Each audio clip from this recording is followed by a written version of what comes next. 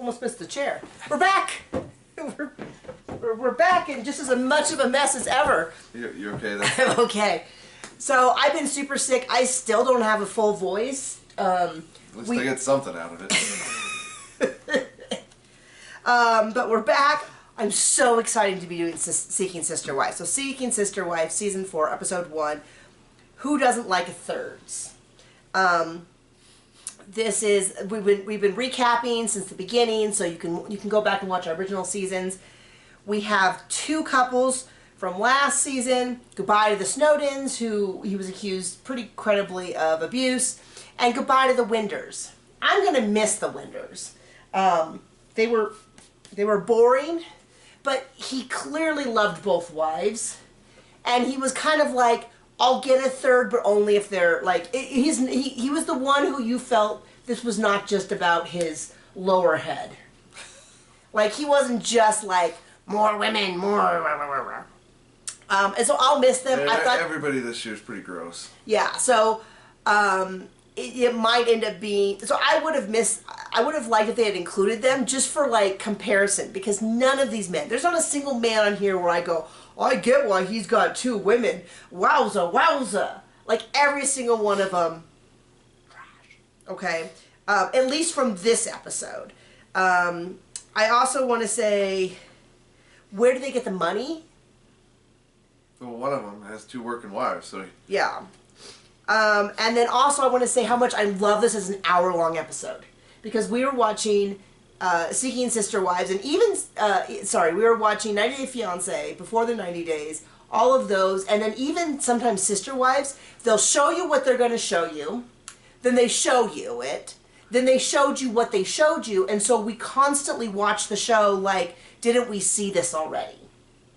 And it was so confusing. This, you miss it, it's gone. We're not showing you again. Like, you might get like a split second, but that's it. It went so fast, it was nothing but... nothing but just pure... Ugh. So this episode, we saw three families. Two of them from Colorado, but they're the other side of the mountain from us. That's the weird side of the mountain. Clearly. And then one family from Texas. Pretty sure. And the Merrifields is a repeat family who's got some stuff going on. And this is why I repeat, like, sometimes people were like, well, didn't you read the blogs? Didn't you read this article? This is why I don't trust anything other than... I don't really trust what we see on TV either. No kidding. But everything on the internet is true.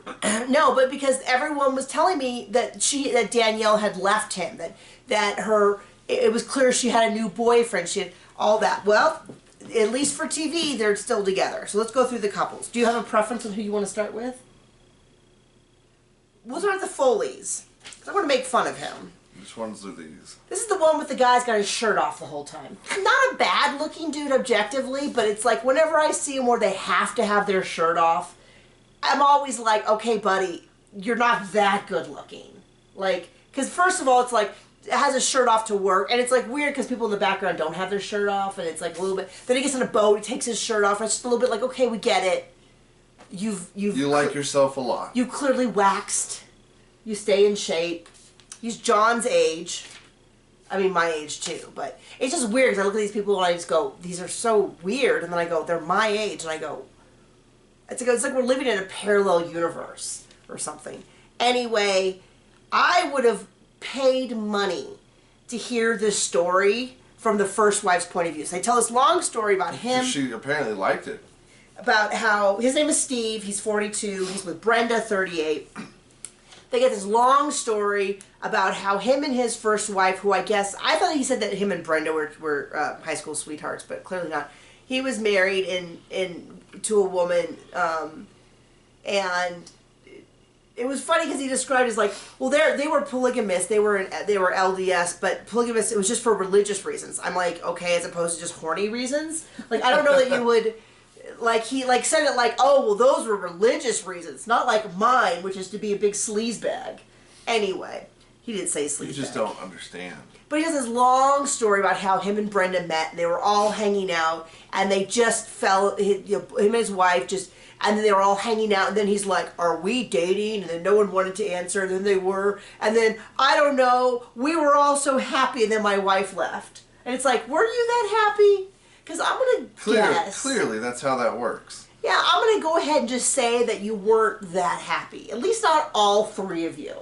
So I would have paid money. And if TLC hears my word, we will get an interview with her where she's like, that's not it at all. We were happily married, and he was like, oh, I think this lady could be your friend. And then he started her like, we should just move her in. I mean, I would love to hear that. They don't do that because they have kids. And so, anyway, but now they've met April, who is half his age. There's a 21-year difference, and there's no red flags about that. That's not weird at all. Because, somebody that age is totally well established and knows how to live life. Already, first episode, huge red flags, where she's like, Brenda's like, yeah, of course I'm a little nervous. She's so much younger than me. What happens when I get older and she's still super young? And his response is, well, have you seen Christy Brinkley? She's 68 and she looks great. And it's like, if I told you I was insecure about my looks and your response was something along the lines of, well, as long as you look at Christy Brinkley, I don't look like Christy Brinkley now. Look at me. I can't even wear makeup because I keep getting pink eye from being so sick. You know what I mean? Like, that's the bar, is that he'll continue to love you as long as you look like Christy Brinkley. Christy Brinkley is beautiful. I have no disrespect to her, but I doubt she's aging naturally. Just the way that every other woman in America is. I don't even know who that is. But she's very beautiful. Okay. She's famous. I don't know. I don't know what to tell you, John.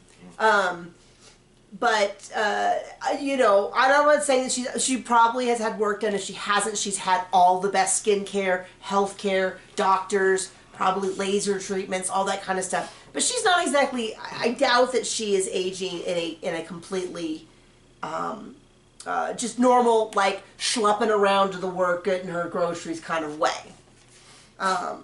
Anyway, so that's his thing. We already seen the preview that he says something about how, like, I'm all here for the new girl, which is like, so there's that. I end up, they didn't show them, the Joneses, except in the preview, but we made fun of them last year. We called them the Magician. Oh, yeah. He may end up being my favorite. City of the Magic.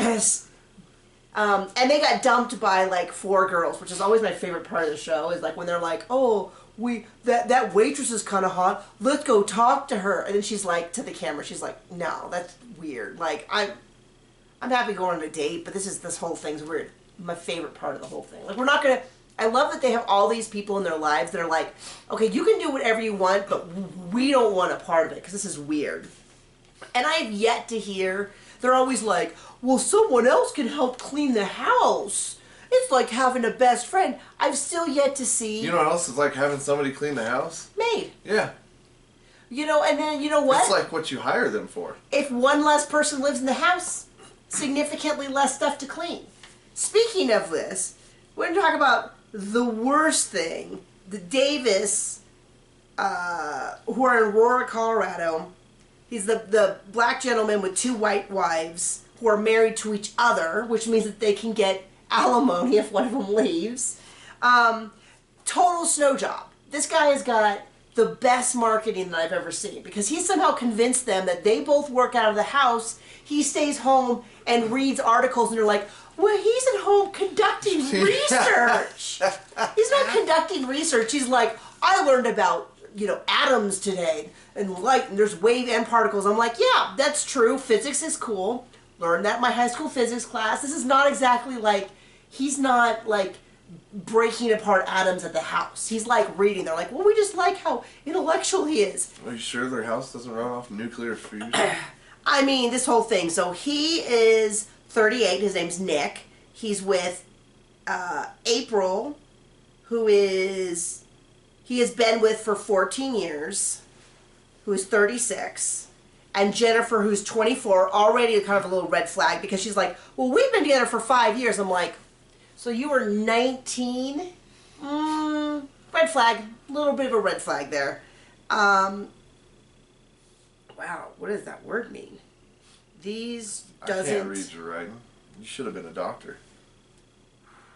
So anyway, so to clarify, April and Jennifer, the 2 wives, are married to each other. That way they have equal standing in the relationship.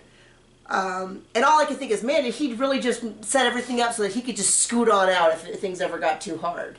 And they'll be stuck, breaking up the family. Yeah, I mean, he'll be penniless.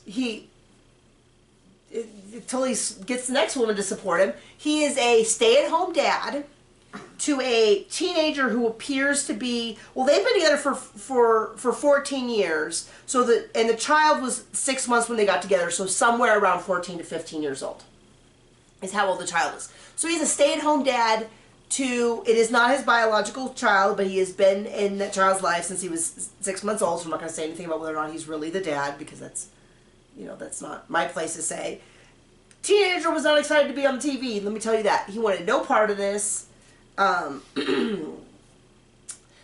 They all share a bed, so he just lays in the middle with both women. That way, he has them all convinced this is like the best system for him. But he's got them convinced it's like great for them. So they come home from both working a full-time job. They're like, oh, he doesn't need to work. We have more than enough money. Okay. Stay at home. And then while they're cooking dinner, he's like, so today I read about this. I'm like, it's like a little show and tell. It's like what our son does when he gets home from school. And he's so excited to tell us. From preschool. When he tells us all of, I made a rainbow. So coming next week, I made a picture of an electron. And then he sits down and she's like, well, do you want me to make your plate? I'm like, what is that? What are they? They're like, oh, well, he takes care of us sexually. And I'm like, okay. So what he brings to the relationship is, he's a dildo. He's just there. And then he's like, oh, blah, blah, blah. So they're on a dating site. They met this new gal who was an old soul. So she's probably like 19. Probably. Danielle. And then they're like, we don't have any rules about intimacy because he takes care of things himself. He's just, and he's like, I know that they would be fine with me having sex. I'm like, really? Or is this just another thing that you convinced them? You don't need to have a job because you already have What does that even mean? He takes care of himself. I think it means that he tells them that he doesn't even want to have sex with these women. And so they don't need to worry about it. Because they're like, I know I could, but I just don't want to. Because you know why I went on dates? Because I could never see myself having sex with the person. Well, I mean, he's planning on having sex with the person very, very soon. But they're just like, I'm not buying anything. No, what I'm getting at is he's lying. Of course he's lying. Of course he's lying. Of course. Of course. That's just my way of saying it. Okay. Well, anyway, and it looks like he does immediately have sex with her the first time she's on camera. I just don't get I just do not get what these women get out of it. They're like, oh, well, it's nice to share the cooking duty. Maybe if your husband did some of it, I gotta share the cleaning duty. But he works all day. Captain stay-at-home can help. Like, I'm not against a father staying at home. John's a stay-at-home dad when our son was at home. And there was stuff to do, especially during the pandemic. He was a full-time father at home. Nothing wrong with that. But this idea that he, has research to do while their 14 and a half, 15-year-old son is at school, and then this is the thing, though, is they're like, well, instead of having 2 people to clean their house, there's 3. Or there's the guy who stays at home all day reading high school textbooks. Oh, I read about quantum. That's not quantum, that's basic physics. Anyway, they're like, oh, it's like having a friend. You can have friends that aren't sleeping with your husband. I don't know where, we have someone to keep each other company without dating other women. Well, if your husband wasn't dating other women, you could stay at home with your husband. I don't need to have a friend. Maybe they don't like him that much. This is the thing, is I don't need to have a buddy who keeps me company while John's out dating other women.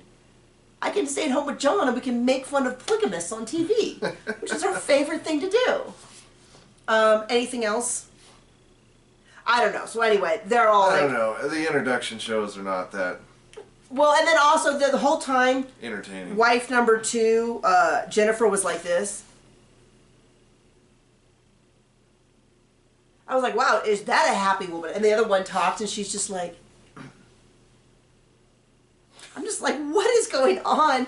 They're telling you how great it is while looking like they're the most... The Stepford Wives. They look very much like on Parks and Rec, where the congressman or whoever kept having affairs, and his wife would have to be there while he apologized. I apologize to the people of Pawnee for having an affair with 15 Brazilian supermodels. It will probably not happen again for at least a few weeks. And, like, the wife's, like, by his side trying to look strong, and she's like... That's how I feel that these things are. So anyway, the Merrifields might actually be the most interesting couple.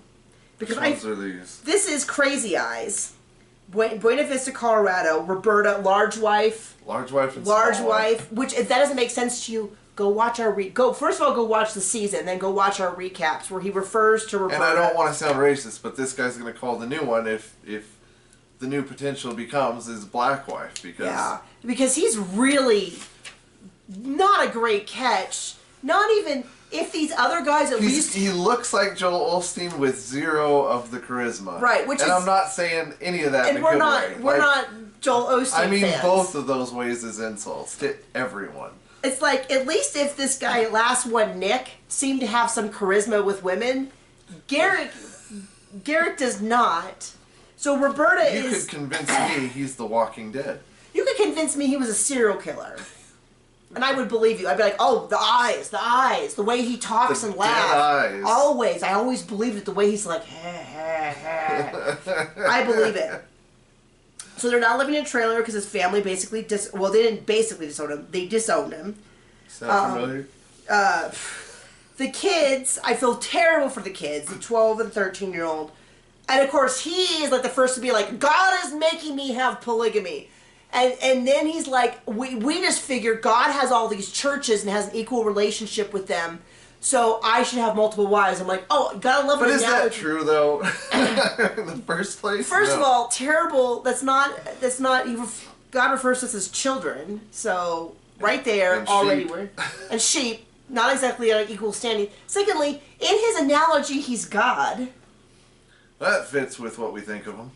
You know, first off, so if you didn't see last season, what you need to know is that Danielle and Garrick went down to visit Roberta. He's banging her left and right. Every time Danielle leaves the room, oh, I got a gift for you. They like quickly lock the door and bang, and then Roberta's like, I just feel so bad, and then Danielle's like, I just can't deal with this. And they get divorced, and he's the whole time got these dead eyes. He's never talking about Danielle. He calls her large wife. Whole thing, and she's like, oh, I just don't know if I can get through this. So this episode starts with her being like, jealousy's really hard, but I've really worked through a lot. And of course I'm like, and what did he work through? His penis? Like, the fact that none of this ever involves the man sacrificing, just right off the bat, marriage should be equally difficult for both of you. And if one of you is getting off scot-free, there's something wrong. Should be a struggle and strife for both partners.